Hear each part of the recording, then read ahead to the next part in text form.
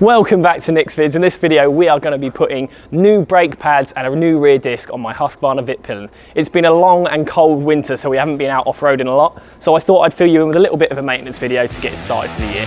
Let's get started.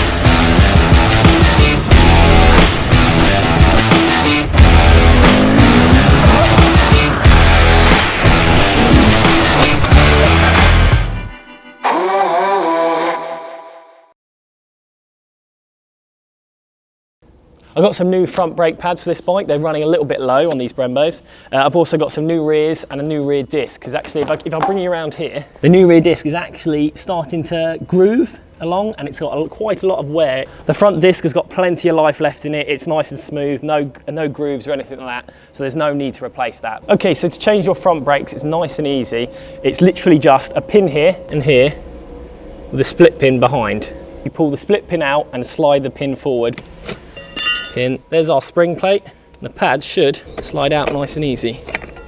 Okay, so looking at these pads here, they actually got quite a lot of life left to them. I thought they looked a lot worse. If you were doing this for a service, you wouldn't actually need to change these. You've still got quite a lot of life in them, but I thought whilst I'm doing my rears, I might as well do my front. So they're still good to go. They've still got a bit of life in them, but for now we're going to change them.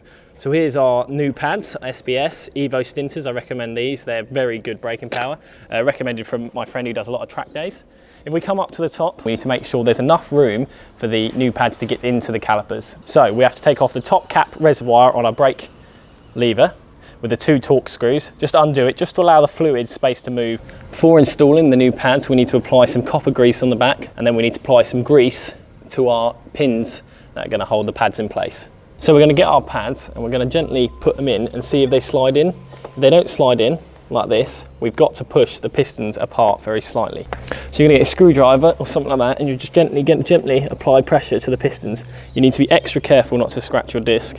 So I'm going to put a little bit of a rag behind. Then we're going to get our new pad. We're going to slide it in between the disc and the piston. Then we're going to place our spring on top of the pads like that, and then slide each pin through. Just so you know, on this flat here, the centre of that flat is where the hole is for the split pin. There we go, there's the first pin in. There we go, there's the second pin in. 1, 2. Next thing we need to do is we need to put our reservoir cap back on. You have to pump your front brake. The amount of times I've changed brake pads and tried to roll down the road without pumping your front brake. Shouldn't take long, maybe 1 or 2 pumps just to extend the pistons to touch the new pads. So next step is for rear disc and our pads. What I'm going to do, I'm going to take the wheel off, change the rear disc, then put the rear wheel back on. Then I'm going to show you how to change the pads in situ rather than with the wheel out. Just so you know, if you're not changing your rear disc, you know how to change the pads. So your axle nut here is a 32mm axle nut. A lot of you will have a number plate that wraps around to here. It's exactly the same process. Take that off and the number plate bracket will just slop off the side. It might be a bit more fiddly because you're going to have this thing in the way, but just lay it down, make sure the wires aren't taut, lay it down to the side, maybe put a rag down or anything like that. But I've gone for it, made my own personal tail tidy with my own spacer. So I'm just going to get my 32 socket. There we go.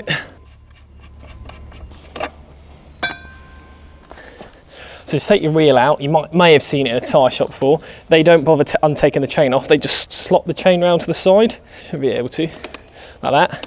Take your chain off, lay it down to the side out of the way. Support the wheel and then slide the axle out. And be ready for the wheel to fall down. Be aware there may be some spacers on either side of the wheel. Okay, so you want to be careful when lowering the wheel down that we make sure the caliper is out of the way. So you can slide the caliper back. It's on like its own little groove, like that, and then place it to the side. Like that. There we go, rear wheel off.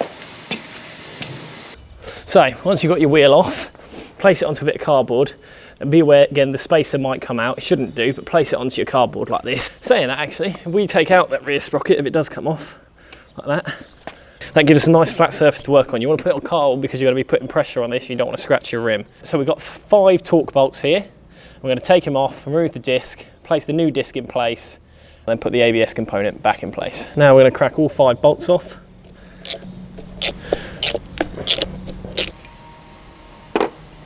There's your ABS component and there's your rear disc. Easy as that. So we're going to place our new disc onto the rear wheel, like that. Then we're going to place our ABS sensor back on top. Don't worry, it doesn't matter which holes you line the disc up. So some people would say run a tap down these threads. You can do that to remove all Loctite and other bits. If you do that, make sure you get the right tap, because if you use the wrong tap, you'll create new threads and just damage it, and then you'll end up needing a new rim. So just be careful. You don't have to do it, but you might struggle to get the bolt back on, as it will be a little bit stiffer because there's more Loctite in it. On the note of Loctite, so a little dab of Loctite on each of the bolts, just a little bit, like a little strip like that. That's probably a bit too much, so I'm going to use it for both 2 bolts like that. A little bit of Loctite, doesn't need a lot, it's just to stop your bolts from rattling loose. Spin them down with your hand. Don't go all the way down and then torque this up without all the other ones done up. So bring them all down together to make sure the disc is seated properly. Go from one side to the other. You don't want the disc to be cocked at one side. Okay, so our next step, once these are nipped up finger tight, we're going to get our torque wrench out and we're going to nip these all up. Surprisingly, these are 30 Newton meters. Okay, now all our bolts are on and torqued. We're going to lift the wheel up, push our sprocket and cush drive back in place. Just, again, doesn't matter which way it goes, like that. Make sure our spacers are in either side. This is your spacer.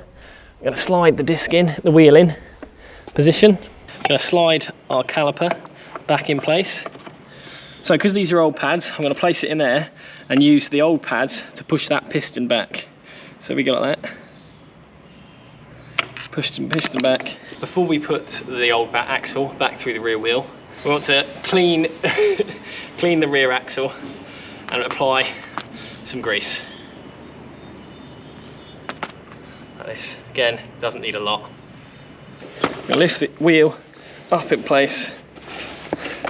We're going to slide the axle through. Before pushing the axle all the way on, you want to keep the wheel back as far as it will go, and then slide the chain on into position. I want to come back a bit more. Come out. Come back. There we go. Like that. With the axle in, but the spacer not in place, you should have enough movement to get the chain back on. And then slide our axle fully in. Going to get our spacer, or in your case, most people's cases, the main number plate bracket. Place it back on, put our axle nut back on. So this nut is 90 Newton meters. I don't have a torque wrench that big, so just give it a good tighten. Again, don't overdo it, but it's better to do a little bit too much than not enough. So now we're going to fit our rear brake pads to finish the day off. So we're going to get our pliers and we're going to grab this split pin here, just slide it out like that.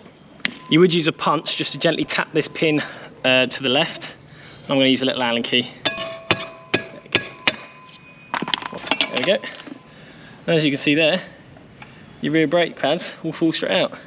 So these again have still got some life in them, but they are definitely due a new set. I said earlier, we've already separated the piston back between, but if you haven't already done that, you're going to get your screwdriver, gently a bit of rag, and just gently push against it. Don't go too much, you really don't want to. Just hold the caliper in place and just try and push that piston back a little bit.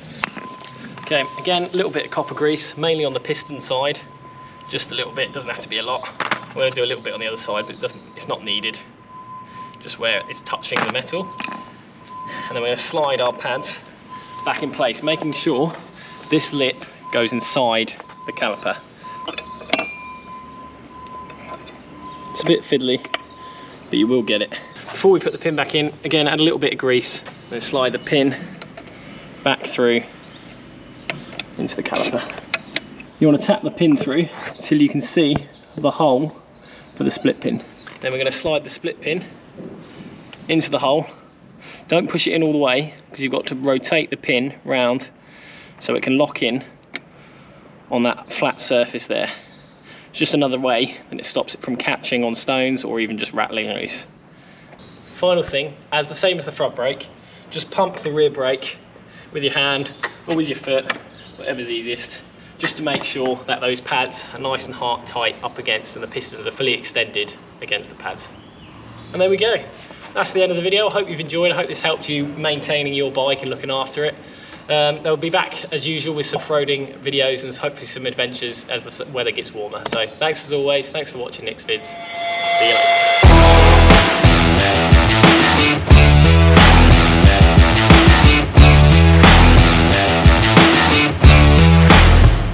Lubricate that shaft. Oh yeah. Exclusive Nick's Vids. I just can't afford torque credits. They're £100 each. When you just give it a little and that's good. You're fake. You're fake. You want to go?